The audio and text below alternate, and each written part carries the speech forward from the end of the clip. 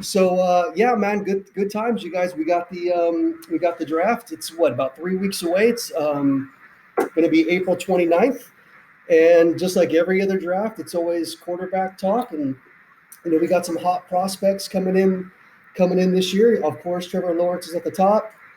Justin Fields, his name's up there, and that guy Zach Wilson. Everybody's talking about Zach Wilson, and we'll get into all that.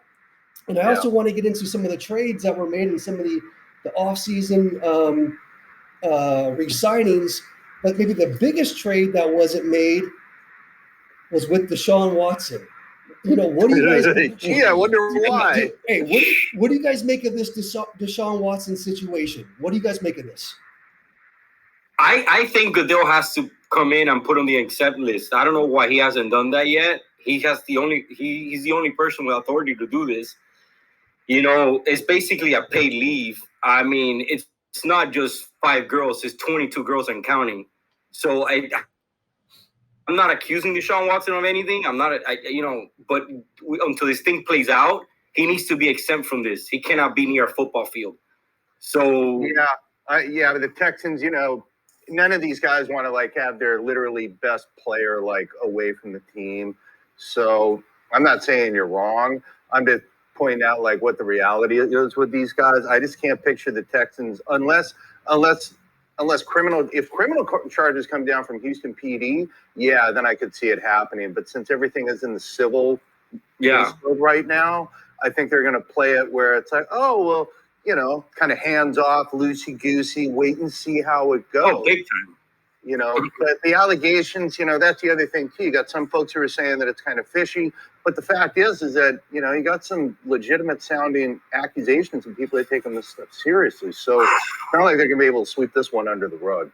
Oh, and I think Houston PD is now investigating. I think Houston PD, so it's kind of gone from a civil suit with just the women and the lawsuits. So now there's a criminal investigation. No charges have been filed.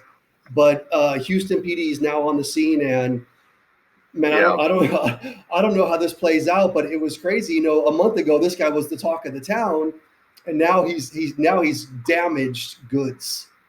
Yeah, and I caught him at one point, texting some of the girls to settle with them, right? And on the side, and that's just like a red flag for me. So I don't know. We have to let it play out, but I think Roger Goodell has to come in right now.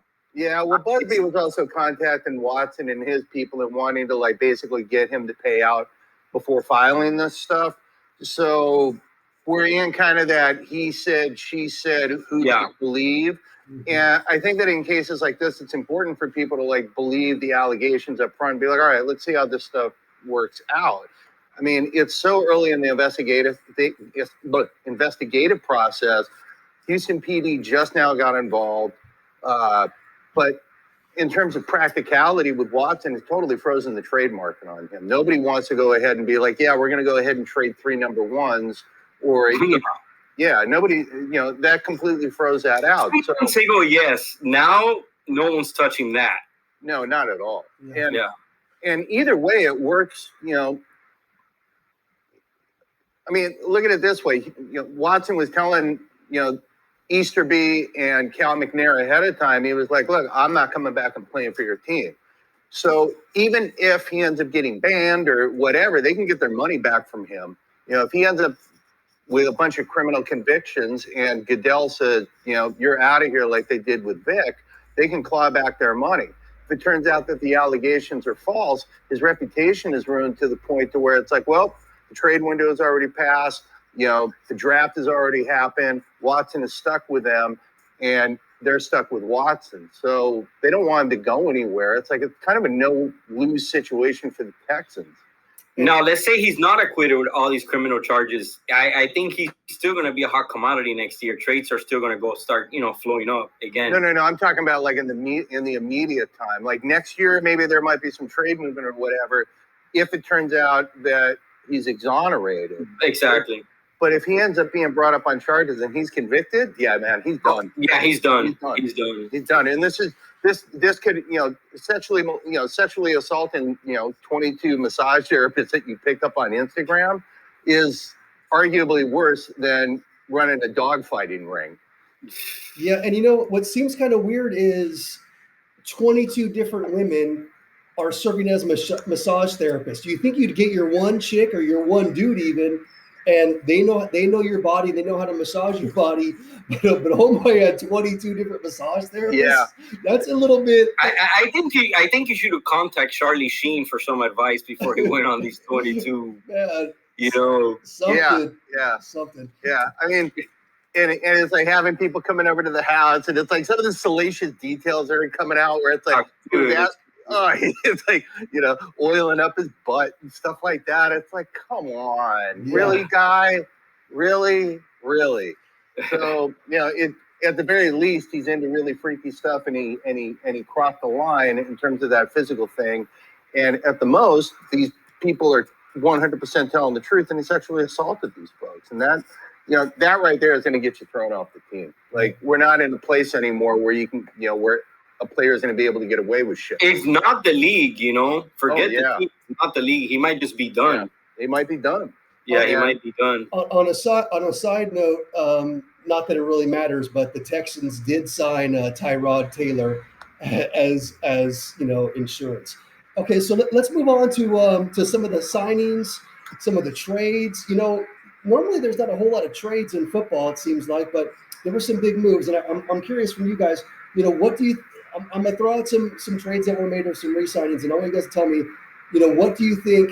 Which of these trades or which of these re-signings was the most impactful? So we obviously had Matt Stafford going to the Rams. We had Sam Darnold going to Carolina. Carson Wentz going to a Colts team that is pretty solid defensively.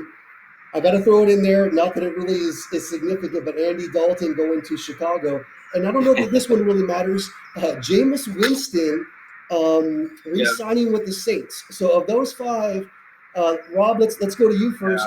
Which of those five do you think is going to be the most impactful for the I got a 2-answer question to that. As far as impacting a team, I think it's Matthew Stafford. I think the Rams are the most loaded team right now, probably in the NFL. They beat Tampa Bay hands down in Tampa Bay, and you could tell they're a quarterback away from getting to the promised land. So impacting a team, I say Stafford. Impacting their career, I say by far Darnold. This guy went into a dumpster fire when he got drafted by probably the worst franchise in the last 10 years, the Jets. And he's had no help. Now he's going into Carolina. He's going to play with McCaffrey, maybe the best back, arguably the best back in the league. He has a connection with Robbie Anderson, which he played back in New York. And they're in a great position that if the Panthers right now are at 7, they didn't give up a lot to get him. They could either get that lineman from Oregon, or they could get Devontae Smith. So now he's got playmakers, up-and-coming team. I love what Matt Rule is doing. Yeah. And I think impacting himself, his career, I think is Darnold, but impacting a team, I think is Stafford. Sean? Yeah, I got to agree with you on the Stafford move in terms of like the individual team to where it might have the most impact. Along with Darnold, it's almost like this for me with Carson Wentz going to Indianapolis. He's going to be reunited with Frank Reich and that offensive staff that came over from Philly when he was having a really good set of plays when he was in Philly. Remember, he was looking like an MVP. And that was between them too, Sean. And the reason I went with Darnold was just because he was a rock bottom. You see, Wentz at one point did take his team to the Super Bowl. He had a good career starting out. Darnold, we haven't seen the best of him. So if he could actually turn that around, that, is such a high impact.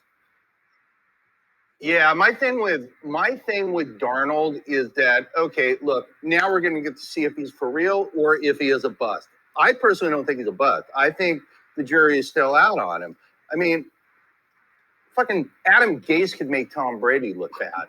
Like, Gase was all over the place in terms of the play calling. There wasn't any real development that was obviously going on there. They were mixed up with their weapons. They went ahead and they made that weird Le'Veon Bell signing where you go ahead and you give him the money that he deserves, but then you don't use him in your offense properly, and the next thing you know, Bell isn't the back that he was anymore because When they signed him, they had maybe a 2-year window with him, and they were not using him like in any way.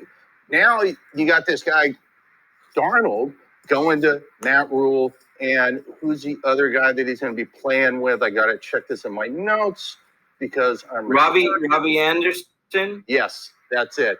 Yeah, Robbie Anderson. And then that's what I'm saying. They're at number 7, so they could pick either Devontae Smith, Jalen Waddle, one of those explosive Alabama receivers, or get protection on the offensive line, which he has not had in New York. And I got to give it to the Panthers for giving nothing for him. Oh, yeah. That's what the Niners should have done. Niners gave their house to the Dolphins to move up to number 3, gave all these picks. Yeah. And I mean, but in terms of like actual impact on a team, theoretically, everybody's talking about it being the Rams, because the Rams are allegedly loaded. And they are. They've got one of the best coaches in football in McVay, but they're going to have their 3rd defensive coordinator in 3 years. I don't know how much that's really going to change things since they run a phase 3-4. You're predicating everything off of Aaron Donald and off of Jalen Ramsey, so everything else kind of like rotates around them in terms of the way that they do things.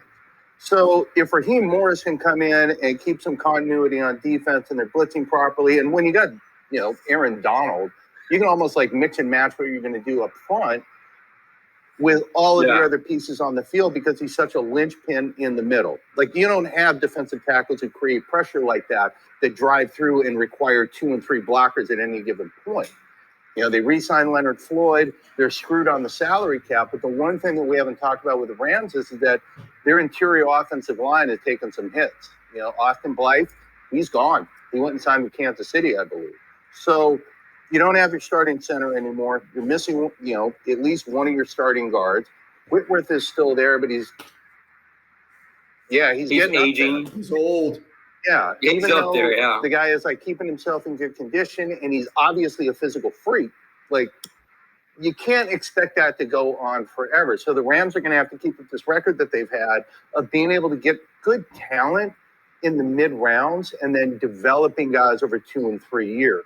So we'll have to see whether or not the guys that they like pick up in this draft and the guys that they have coming up into their system are going to fit in. Because the number one thing is that if you're going to give up that much for Stafford, you got to protect him. If they can keep him upright, they're going to win 10+ games. But if he gets injured, they're fucked. Yep. Okay. Hey. A side note, just a quick comment from each of you guys. What do you make of the Bills? The Bills signing Mitchell Trubisky. I like them signing him better than Andy Dalton going to the Bears. Yeah, Rob. Me too. I like that. Yeah. I guess maybe some back. Well, he's going to be riding the pine, so for sure. Yeah. For sure. And if I'm Dalton and I'm going to Chicago, it's like, I got a kick out of Russell Wilson when he was saying that the Bears were one of the teams on his list, and the Bears went hard in the paint trying to get him. Yeah, well, I get so confused about that. And I was like, why would you want to go there? They're like a poorly coached team. Matt Nagy is not all that great. They don't have a very good offensive line, which takes us back to like Russell Wilson. Like, you may not be the sort of like talent evaluator that you think you are if you think that Chicago is a good landing spot for you, because I don't blame Matt Nagy as much as I do blame their GM. I think he's terrible, really pathetic. Yeah. He's so awful. Andy Dalton probably would have been the last of the quarterbacks in free agency that I would have gone after. You know what I mean? And for him to go after this guy, I'm just on that same note. Remember 2 years we talked about when the Bears were making a run, and I think Mitch got hurt at one point, or they were making a playoff run, and it was like, hey, and Mitch was sucking. That's what it was. And it was not this past season, but the season before. And if they went ahead and they had made the move for Dalton when Cincinnati made it clear that they were going to bench his ass, if they had made the move for him, they might have made the playoffs that year. But it feels like the window is kind of closed on Dalton, unless I'm very, very wrong. But 2 seasons ago, it seemed like Dalton was still somebody who could like get you those few extra plays. He still had some juice left in him. I just don't know if he does right now. And I don't want to shit all over the guy, but I just didn't see it in Dallas, like not at all. No, I mean, what do you think, Dave? I know. I think Dalton's career is definitely at the end. I think that's it. And as a matter of fact, so that begs the question. Is there still an opportunity before the draft? We still got 3 weeks. Is there still an opportunity before the draft for Russ to possibly get traded to Chicago, or do you think Jimmy G is on the move now because of the move that San Francisco made with Miami, and we know that Belichick has an affinity for Jimmy G, and they re-signed Cam Newton for some reason because Cam looked like shit last year. So what do you guys think? What's the more likely trade scenario? I think Russ is staying put as of now. I think before the draft, I don't see that happening. Jimmy G, maybe. But I could also see the Niners waiting for a great offer because they gave up so much to move up to that third spot that they might just bring in the rumors up here. It's like they like Mac Jones from Alabama. Right. I don't know. Is Mac Jones any better than Jimmy G? I don't think Jimmy G is the problem for the Niners. I don't think he's the answer to take. I think Jimmy G's getting unfair criticism as well. The guy's been hurt. He did get paid quite a bit of money. But I don't think he's the problem why the Niners, had the year they had. They had a ton of injuries. All right, let me ask you this. Saying that Jimmy G isn't the problem, I think it's really easy for us to say that. But I think about that Super Bowl performance where they're back into the first half against the Chiefs, okay? They got the ball with less than 2.5 minutes. And they're running the ball. And then finally, Shanahan starts throwing the ball, but they're way past under a minute to go. Then he finally let Jimmy G throw downfield. I've never felt through all of Jimmy G's tenure that there was a time where Shanahan actually trusted him out on the field to go ahead and open up the offense, so to speak. Am I wrong? No, you're not wrong. But you know what? I mean, we see Shanahan as this guru, like we see McVay. But Shanahan has a reputation for making terrible decisions. Yeah, some people think he cost the Niners that Super Bowl. Some people think he cost the Niners that Super Bowl like he did with Atlanta. So my thing is, I agree. I'm not saying that Jimmy G's this amazing, but I think he is getting unfair criticism. The guy's been hurt. So is Mac Jones going to be any better? I don't know, dude. The guys played with elite talent in Alabama. Yeah. But his pro things, I was not impressed. If I'm the Niners, I am not touching Mac Jones. I'll go in another direction. But the answer to Dave's questions, I think the Niners will wait till they get a great offer so they could make up some of those trades they lost to the Dolphins. Yeah, I got a couple of points on that. Why would they go to number 3 then, Rob? If they're not. They're going after. Oh, they're picking a quarterback. They're picking a quarterback, but I'm saying they don't have to trade Jimmy G now. They could trade him until they get great offers. So it could be after the draft. You were asking me before the draft. I don't see it happening. Yeah. I think the thing that I see, and I agree with you, Rob. I don't think the Niners are going to move Jimmy G unless they get blown away. Yeah. Okay. First of all, we're talking about a guy he's guaranteed $26 million this year, no matter what. So. If they were to move him, there'd be some sort of a cap hit. But think about it this way. They go ahead and they take a quarterback in the 3 hole, and they could do the same thing that the Chiefs did when they had Alex Smith. And they go ahead and they pick their quarterback of the future, whether it's, Mac Jones or, if I were them, I would take Justin Fields. I don't want to give away. Me too. Or Trey Lance. Or whomever.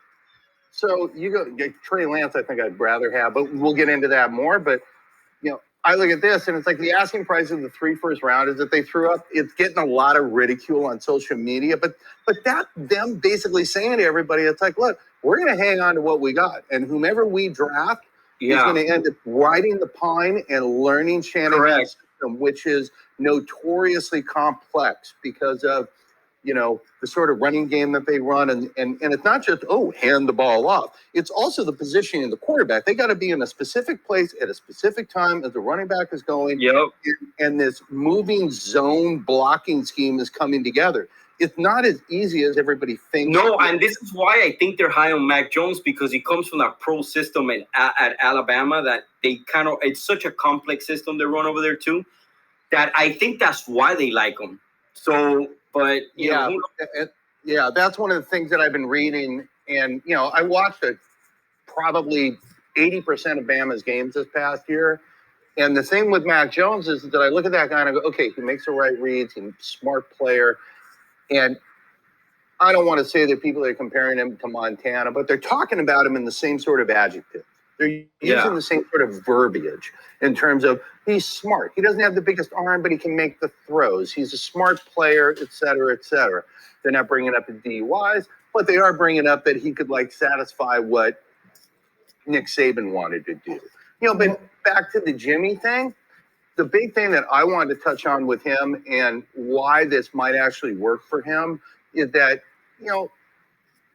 Jimmy's going to want to burnish his image regardless. If he only has one more year left with the Niners, he's going to want to sign a big contract somewhere. If Cousins, he's probably thinking if Cousins can do it, so can I. And he comes out of Bill's system, and not everybody comes out of Bill's system is mentally tough enough for it. But it was so obvious that Bill wanted to keep Jimmy, that Jimmy also strikes me as the sort of dude who's going to take this challenge of I got to be a bridge to somebody else and be like, you know what? Fuck you. I'm going to win. And I really do think he's going to have a hell of a year, barring an injury. If he I agree. I second that. If he doesn't have some horrendous knee injury or something. Oh, they'll trade him for a bag of balls. But if he does have a great year, he's going to demand his money, and I think he's going to come out hot. So I don't think he's getting traded. I do too. And I wouldn't be surprised with the Niners if Shanahan is like, you know what? Fuck it. We've got Mac Jones or Justin Fields or whomever, waiting in the wing. Fuck it. Let's throw caution to the wind and see what happens, because the Rams are going to be throwing the ball left and right. And the Rams are going to be looking to fucking ring up points. And the Niners are going to have to keep up with that. And Arizona is improved. So.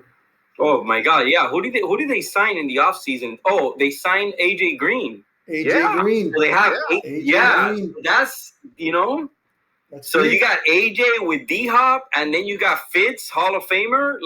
I know he's old, but you know what? That guy he's so serviceable, at his age. Yeah, I get a kick out of the guys who shit all over Fitz, because obviously he's a step and a half slower than he used to be. But you know who he reminds me of now is second half, late stage of his career, Charlie Joyner, where he was running these 5, 6, 7, 8, 10-yard routes. And on every play, what did the guy do? Catch the ball. He's so dependable. I mean, even at his age, whoever's talking bad on Fitz, they're off. Oh, they're an idiot. If you're talking shit about Larry Fitzgerald, even though he's only going to be able to do that, sure, you may not be drafting him in fantasy. But in terms of the operation of how a receiving core is working, oh, my God, you want that guy in your receiving core for sure. And I know that AJ Green actually has slowed down. He's older, but you know what? He was playing hurt last year. Yeah. So coming back fully healthy, and D-Hop demands so much double coverage, I could see AJ Green having a breakout year.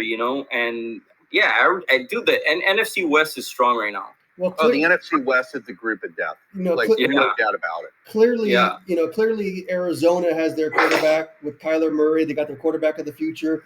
But we got a lot of other teams who are looking at quarterbacks of the future. And, we got a lot of teams that are picking within the top 10. We got the Jags going first, and the Jets and the Niners, Atlanta, Cincy. Cincy's obviously loaded, Miami, Detroit, whatever. But the big names obviously are Trevor Lawrence, Zach Wilson, Justin Fields, Trey Lance. Hey, did you guys know that Trey Lance didn't even play last year? Yeah. Did you know? A lot of people. He played one game. Trey Lance played one game. But let me finish my little intro. So Trey Lance and, of course, Mac Jones. Everybody has Trey Lawrence as the consensus number one. If you're the GM, and obviously you would make a decision based on your needs and based on your other talents that you have surrounding you. Let's say I think Mac Jones. In San Francisco is a pretty good setup because that defense that San Francisco has. I mean, it's like plug and play. Any thoughts? What are your thoughts on these guys? Any thoughts on anything? Trevor Lawrence are the Jags gonna Are the Jags going to buck a trend and do something else? Real quick, before I mention this, Chris Sims thinks that Zach Wilson is far and away the number one quarterback in that draft. Now, okay, so I heard that. I'm like, all right, Chris Sims.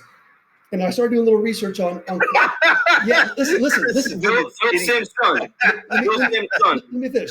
Jesus fucking, oh man. And so listen, I did some research on Chris Sims, and I looked back and I thought, okay, you know, the 2018 quarterback class, Rosen, Darnold, Lamar, Josh Allen, Baker Mayfield. Who do you think Chris Sims had as his number one pick of those 5 quarterbacks? Josh Allen. Sean? Baker Mayfield. Lamar Jackson. Really? He had Lamar. Hey, look, a broken clock is right twice a day, right? I got to get a refill on my beer. Give me 30 seconds. I'll bring 2 back with me. Yeah. Okay. Hey, so Rob, what do you think about these guys? What do you think about Trevor Lawrence? What do you think about Zach Wilson? You know, I mean, Trevor Lawrence might be the best quarterback coming out in the draft. I mean, since Andrew Luck, right? Since Andrew Luck, that whole hype. Yeah. You know, it'll be funny if he actually do bust. You know what I mean? Like, we don't see him as a bust, but it could happen. Yeah. You know, they're putting so much hype on this kid. Oh, yeah.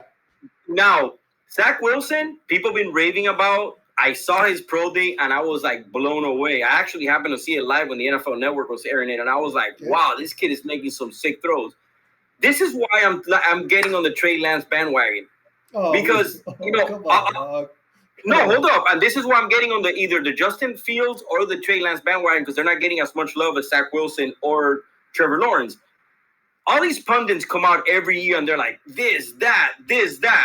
You know what? If they were so sure last year, why didn't they all pick Herbert at number 1? He's the most durable quarterback. He had the best year. They all wanted the guy up in Cincinnati, he's amazing. I can't think of his name. Joe Burrow. Yeah, Joe Burrow. But think about it. Joe Burrow sat 5 years in college until he went into a loaded team, probably the best team in college football ever. He had an amazing year as a rookie. But if you're between 2 players, why not pick the most durable? He still went below Tua, Herbert. And right now, you know what?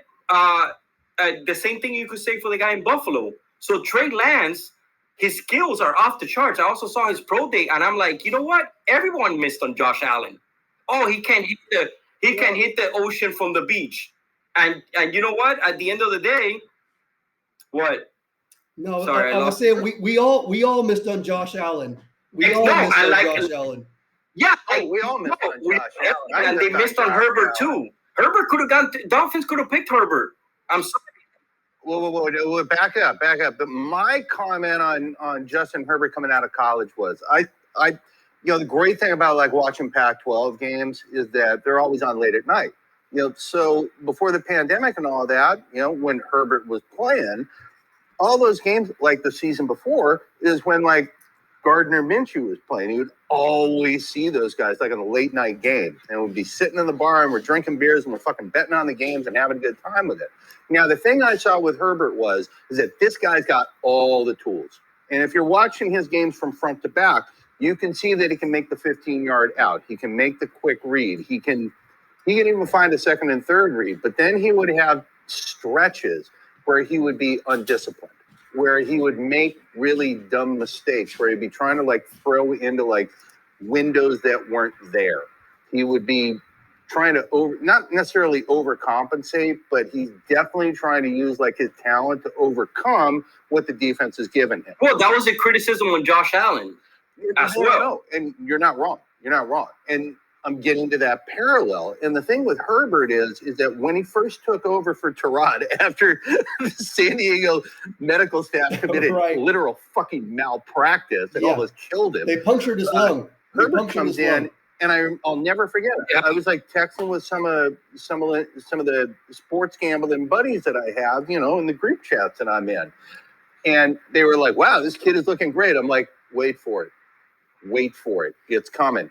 And on one of those, boom, all of a sudden, I'm like, right before the play happened, I was like, this happened happens about every 18 plays with this guy. All of a sudden, he does something stupid, and sure enough, he did. Now, the thing is that he cleaned up those problems over the course of the season. Now, is that because all of a sudden that a switch was turned on inside of Herbert's head, or was he also getting really good coaching from the quarterback coach and the offensive staff, just like what happened with Josh Allen? Allen had all the talent in the world, but I looked at Allen and I was like, I don't know if he's going to be a bust, but we're talking about a guy who makes one read and then he has to run.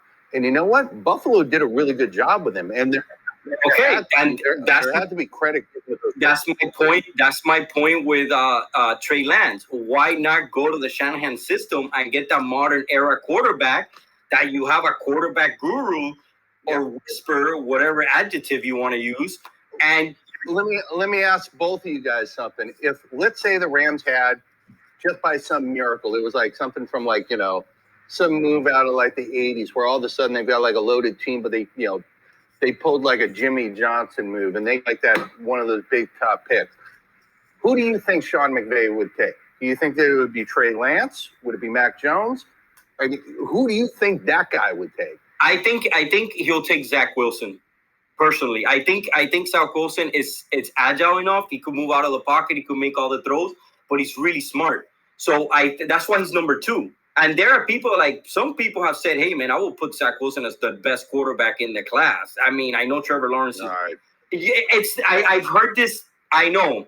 But you know what? I listen, dude, the whole Trevor Lawrence thing, I hope he gets the support because how many number 1 picks have had great careers? This is all I'm throwing out there. Maybe Matty Ice was the last one, right? Matt Ryan, was he a number 1 overall pick? Yeah, Alex Smith was a number 1 overall. Yeah, but he pick had a decent career. He's a serviceable quarterback. Decent career, yeah. Yeah, but he's not. No one's going to call him. No one's going to say that he's going to go to the Hall of Fame. Okay, but this is what I'm saying. Who was the last quarterback picked number 1 that has that Hall of Fame career? It comes with a lot of pressure. So off the top of my head, is it Manning? I want to say Manning. It might be Peyton Manning. Is it Manning? It had to be Peyton Manning, yes. Yeah. You know, and Andrew Luck certainly lived up to the hype. So it's, you know, it comes with a lot of pressure, this number 1. So I'm not just setting this on stone that Trevor Lawrence is going to have the best career of all these quarterbacks. I don't know. And no one really knows. That's probably the hardest position to actually judge. Or, you know, it's not an exact science. So, well, you know. Yeah, and that's the thing. It's like talking about it in the draft. It's like most of these guys that are in, you know, this college thing that we're talking about, you know, most of these guys, I've seen them play a bunch, you know, because what the fuck else were you going to do during the pandemic except be like, yeah, man, I'm going to throw on a college football game. And I look at Trey Lance. I didn't see much of him last year because, he opted out. But, you know, you go back and you like look at some of the film on this guy and you see all the physical tools. You see this sort of guy where it's like, yeah, man, if I'm in the position to take Trey Lance, he might have more raw talent than anybody. He looks like he's somewhere between Russ Wilson and Pat Mahomes. Yeah, exactly. I mean, Mahomes is Jesus in cleats. I mean, during the Super Bowl, we're seeing him like he's horizontal to the ground and throwing the ball into the end zone, and it's hitting receivers. No, you know, I'm gonna counter that. He is Jesus in cleats. I mean, that's what Mike Irvin called Jerry Rice, Jesus in cleats. But Mahomes, when it comes to the Super Bowl, he hasn't been lived up to the Mahomes type of play. You know, are you trying to say that Mahomes did not live up to his level of playing the Super Bowl here? This last Super Bowl? Yeah. No, he got it. And the one before. The Niners kept him shut for 3 quarters. Kept him shut like the Niners. And this Super Bowl, he actually lost. He hasn't like lived up to, you know, even though he's an amazing, yes, the best. But hey, at the end of the day, it's about winning that championship, you know. And okay, 2 things I'm going to bring up on that. Number 1, on every pass play, Mahomes is having to run backwards. I felt like KC should have tried to like run the ball a little bit more, but I get it. They were like far down. But every time that Mahomes went back to pass, he was having to run 15 yards backwards because and that's true. He didn't have an offensive line. Both of their starting tackles were out. And I don't want to derail this too much. I mean, it's like we got to talk about other stuff, but you know, Mahomes is literally the best quarterback in the NFL right now. Oh, but you see, I'm not saying he's not. I mean, I'm not saying he's not. He might be the best quarterback ever. Like, I'm giving you that. But in the last 2 Super Bowls, he has not looked like Mahomes. And I think it's fair to say that. He has not looked like Mahomes. You know what? And what I will concede is that it's like when you're coming into games like that, and it's like, all right, a team has got 2 weeks to like key on this guy. What are they going to do? They're going to figure out every trick in the book to be able to try and slow him down. But the Niners, at the end of the day, when it came down to it in the fourth quarter, they were up, 2 scores, and Mahomes still came back and beat him. It's like you can hold that guy down, hold that guy down, hold that guy down, and then boom, it just blows up. You know, And I'm going to return back to Sean's question, which was if I was Sean McVay, you know, which guy would I be taking? And I'd be taking Justin Fields, to be honest with you. I'm going to tell you guys why. You know, Trevor Lawrence, Justin Fields outplayed Trevor Lawrence in that game. And I know that, hey, that's, you know, they're not going head to head. They're not going one-on-one. I get that. But, you know, and I think they played against each other twice. And Justin Fields outplayed Trevor Lawrence both times. Talking about Zach Wilson, and you know, you guys may have come across this. I've heard he's had some durability issues. I've heard homeboy's been banged up with, I don't know if it was knees or shoulders or whatever it is. So he's had some durability issues. You know, Trey Lawrence, and this is, you know, some notes that I wrote, you know, when you look at these players, what criteria are we basing their skill set, their draft status? I mean, he's coming from North Dakota State. Is that where Carson Wentz? Carson Wentz. Yeah. To the level of talent at North Dakota State versus Clemson is night and day. It's night and day. Yeah, but you can say that for Josh Allen. You can say that for Josh Allen, no doubt about that. Wyoming. Yeah, for sure.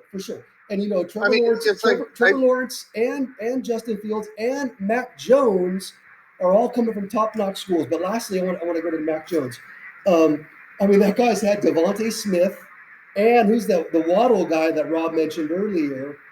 And I don't. Yeah, and he had Henry Ruggs, first-round pick, and Jerry Jeudy, first-round pick. Yeah, and I don't know, and I'd love to hear you guys' opinion on this. I don't know that Saban produces NFL caliber quarterbacks.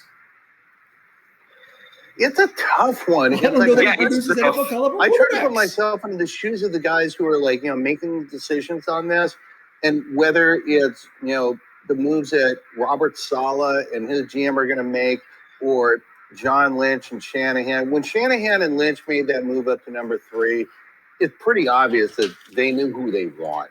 Like, they still had pro days to go to and whatnot, but you don't make a move like that unless you're like, this is who we want.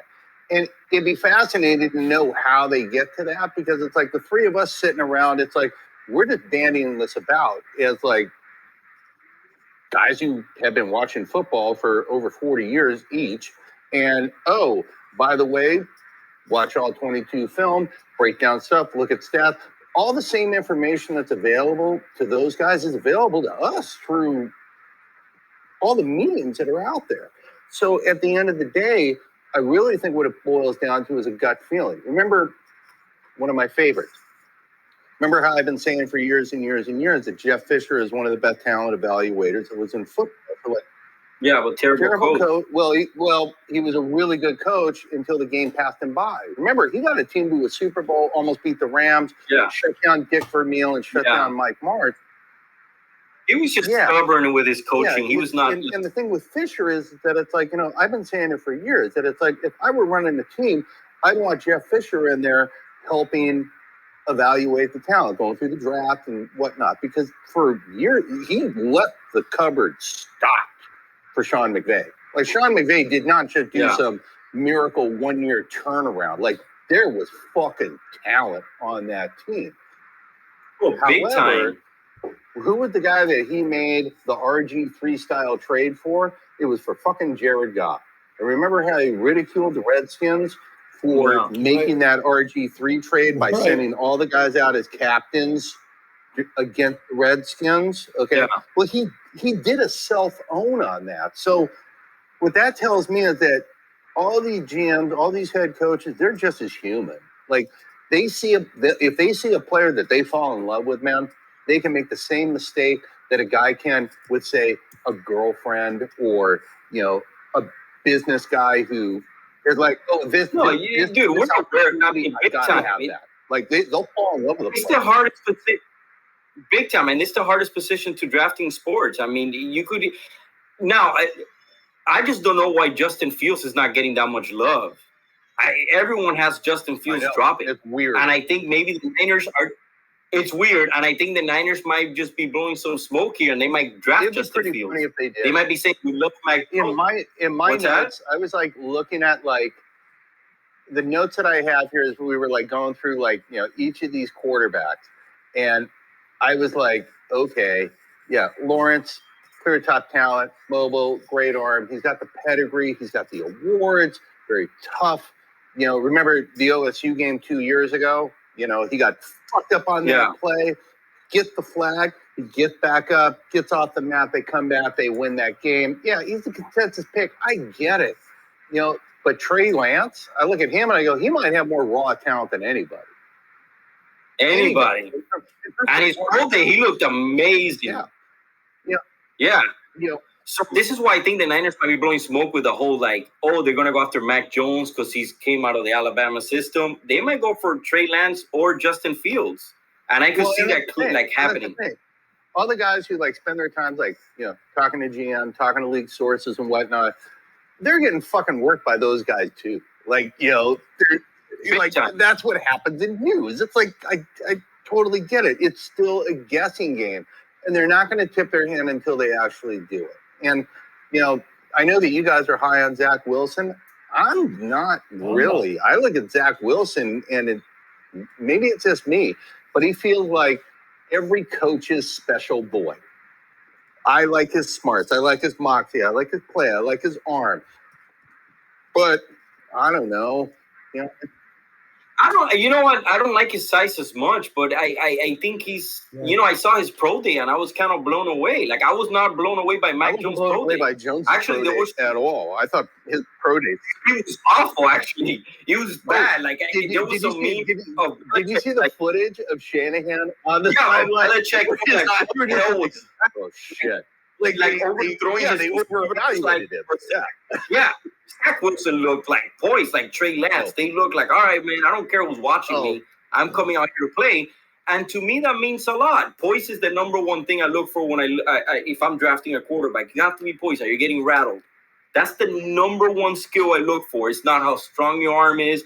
That's and a lot of people fall in love with an arm with a quarterback. Remember Jeff George?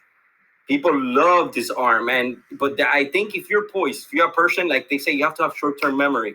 Hey, man, you make it, you throw an INT, you can't go back to silence, start hammering your head. It's not just short-term memory. I think it's more like long-term memory, which is why I think that, you got a guy like Stafford, he's been in the league for 12 years, but he was valuable enough to the Rams for them to, bring him in because he's got this wealth of knowledge.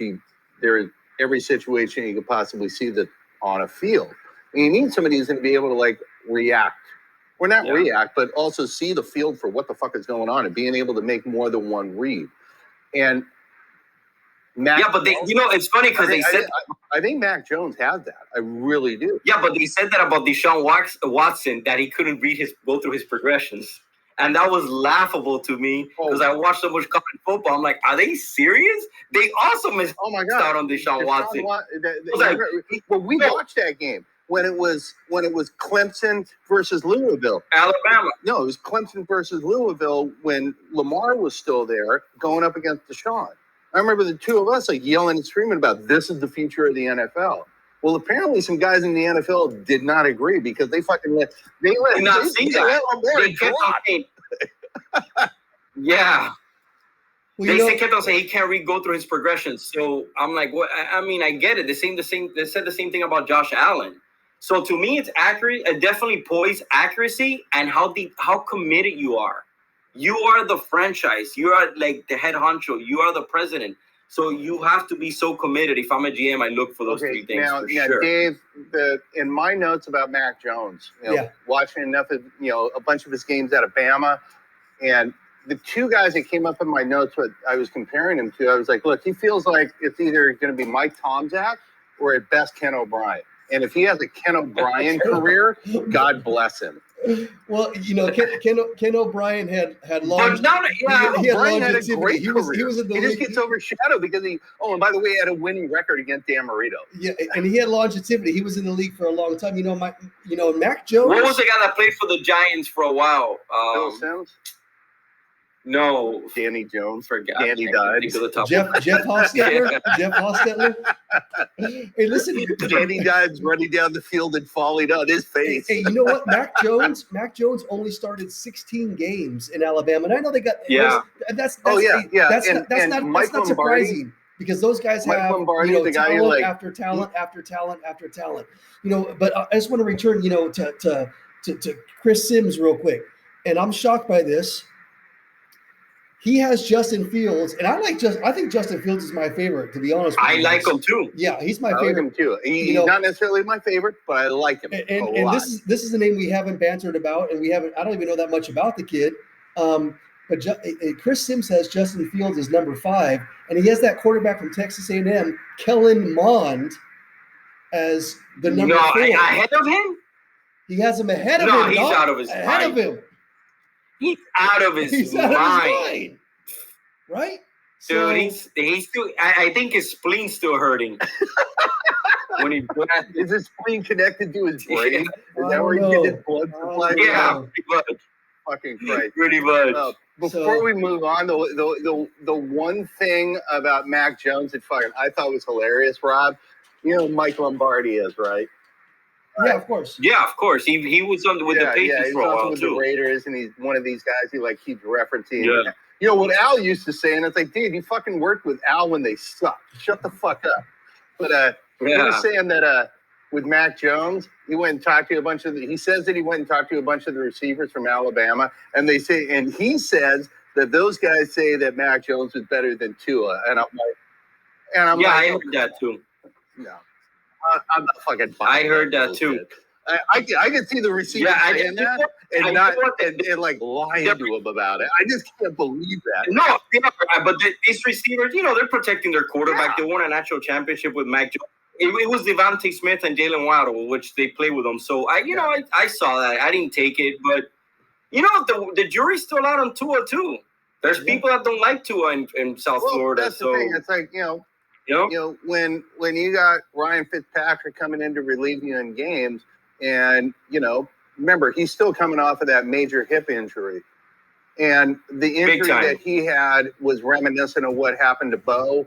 So let's be frank, that kid needs time to heal. The fact that he was even on the fucking field last year, should have touched the field here. I was seeing that, and I don't get where everybody is coming off with Tua seemed a little bit hesitant. Well, why wouldn't he be a little bit hesitant? Because his shit is still healing up and working through it. And by the way, he's learning the pro game, etc. I think that Tua is one of those guys who definitely deserves a little bit of slack. Like all of these guys when they first came out. He deserves a lot of slack. He deserves a lot of slack because the injury, I would have sat him down the whole year. Let him heal for real. Let him learn. Do the Alex Smith. You know what I mean? Like they did with Patrick Mahomes. Rodgers did with Favre. They're rushing these quarterbacks right now. So much pressure on them. You don't feel comfortable. When you got quarterbacks that are coming in that cheap, it's like there's such an incentive to try and take advantage of how cheap they are, and you're like, hey, maybe we'll win a lot right now. And it's like, no, you should be developing, which we'll talk about when we get to the 17-game schedule thing. But yeah, man, it's like develop your guys, let them grow, let them learn. Well, that's one thing I like about Tua. I really love his humility. He's like, you know what, I wasn't getting getting the job done, and maybe I wasn't, whatever the reason may be, but I wasn't getting the job done. Let's bring Fitzpatrick in. And he'll get the job done. So let's talk about that 17-game season. Let's close the show with the 17-game season. So, we went from a 14-game season to a 16-game season way back in 1978. And now we're moving to a 17-game season. What impact do you guys see this having on the players? What impact do you see this having on the league? Is this an opportunity, a collective bargaining opportunity for the players and for the NFLPA? What are your thoughts on moving to a 17-game season? If you're going to go ahead and say, yeah, we're having 17 games, they need to add more players onto the active roster. Like, number one, Big time. if you're going to go ahead and add that extra game, and they're only getting rid of one preseason game, by the way. I thought they were going to get rid of two, if not the entire preseason, because nobody needs a fucking preseason. Like, the evaluations that they do with these guys, not just in training camp, but in off-season, whatever. And nothing is going to get changed for 10 years because the collective bargaining agreement is like locked in now.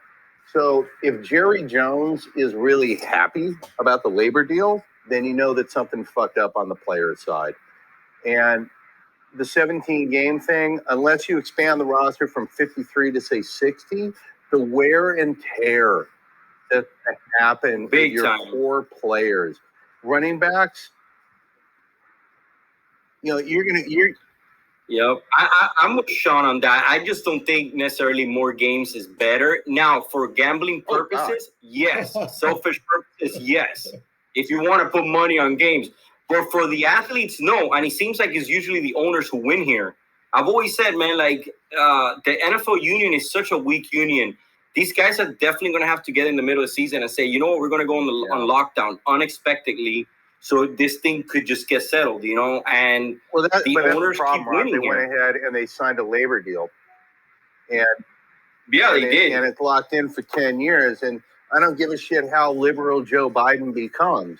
If you went ahead and signed a labor deal, there's no way that the NLRB is going to go, okay, yeah, this isn't 1962, guys. You're not going to be able to get away with like starting a strike 6 months into a deal because you got pissed off about the deal that you agreed to. So the players really bought themselves in on this one. And what I'm most concerned about as a fan is losing high-profile, fun players that we like to watch, and even more so, the core guys, offensive linemen. Offensive linemen are going to get the shit beat out of them, And with the way things have changed over the last 20 years with free agency and the draft and the structuring of salaries, we don't have veteran offensive lines anymore. We don't have like what the Rams had, where in the 70s and 80s, they had basically the same offensive line for like a dozen years, or what the Redskins had with the Hogs, where they had the same group of guys, or the Steelers, or the Cowboys back in the 90s. Oh my God. Yeah. And without that continuity on the offensive line, we see a degradation in play. We see more injuries. And, anybody who listens to this is probably going to call bullshit and be like, well, show your work. It's like, dude, all you have to do is look at what has happened in terms of the degradation of the play that we're seeing, the amount of points that are scored, not just the amount of points that are scored, but the amount of injuries that are happening in offensive linemen because they're not coordinating the same way that they used to. They don't get to know each other's moves. It's like a ballet up there. It's a very violent ballet on the offensive line. Guys are just so much like they're that much fit. They're so physical right now, dude. Guys, it's just not even like, even from 10 years ago, like they're just. You've got linebackers right now running 4.3 at the pro days. That's insane. That's mind blowing. There's like football groups that I'm like a part of on like Facebook, and it's like got all these old guys in there who like remember like growing up like watching football in the 60s and the 70s, and I think that was like when real men played. And I've tried to make the point with some of these guys where I'm like, look, if you had players from 1976 go up against players of today, they would get their butts handed to them.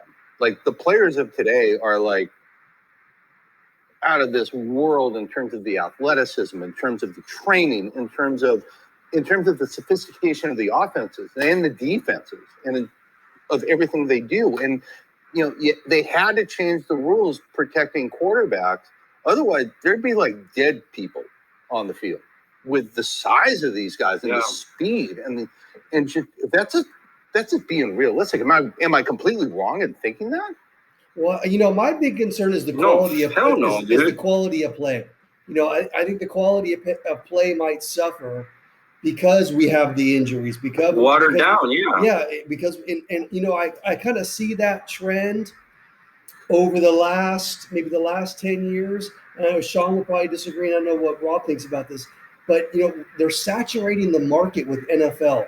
We got games on, before back in the day, it was Sundays and Mondays. And Monday Night Football was a Yeah. very special experience. Now we got now we got Sunday Night Football, which I'm not complaining about. We know the Thursday night football, and then we got Saturdays when college wraps up. So Yeah. we got the market being saturated with NFL one. Yep. And now we have an extra game, so it's a bit more saturation. And I know that I know if you own an NFL team, it's like printing money. I get that. It's like it's cha-ching, cha-ching, cha-ching. But another game, and at some point, is there going to be a tipping point where fans, and I doubt it anytime soon, where fans are like, damn. No, God, no. It's the most powerful and it's like, popular sport on the planet, second to soccer. But and the reason being is because of, and Rob mentioned this earlier, is because of the punters, the gamblers. They love this shit. They love a 17-game season because it gives them an opportunity to spend more money and to wager money and to be intrigued by the exploits on the field. I just find it ironic that they went ahead and they set up like their salary cap to where it's like, okay, you're going to lose a certain amount of guys. Totally get it. They want to keep the artificial parity going because that means that, there is the scant possibility that Cincinnati could go from a 4-win team to a 13-win team next year. Like, we've been seeing shit like that happen for, since the late 90s, since they started like really instituting these changes. And then especially after Sam Bradford was the last guy to get like the big, first overall quarterback deal. But when you got teams losing key players, and I keep harping on this because it's so important, where your offensive line is like rotating every year, that changes the quality of your play. And that also, frankly, it endangers your quarterback. And who's the most important player on the field according to the way that the salary cap is structured? It's quarterback. Yeah. So you would think that they would find a way to be like, hey, so is there any way that we can like low key, like, pay the offensive linemen so that quarterbacks aren't getting killed every single fucking year? But linemen cost money in today's game. Trent Williams just got paid. Was it Trent Williams that just got paid massive by the Niners? By the Niners. Yep. Yeah, he got paid massive. And that's why, that's why Whitworth is sticking with the Rams. Like, who the fuck else are they going to get to play left tackle but a guy in his late 30s? All right, boys. Well, stick around for a little bit. I'm gonna hit the stop button here, but that was a lot of fun, and